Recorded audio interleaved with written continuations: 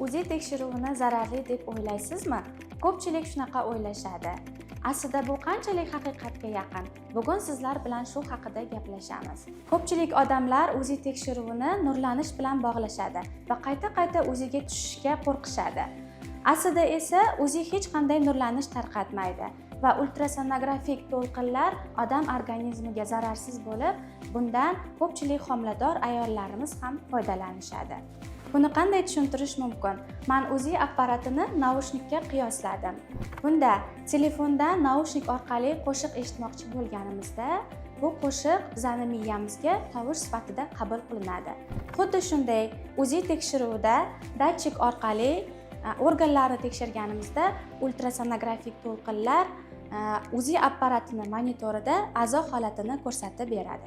UZI orqali ko'pchilik a'zolarni erta tashxislash mumkin. Bunda buyrak, yurak, jigar o'tqoplari, oshqozon osti bezi, taloq, jinsiy a'zolar, bachadon, homiladorlar va hattoki yoshgina chaqaloqlarimizni bosh miyani funksiyalarini aniqlashimiz va tashxislashimiz mumkin.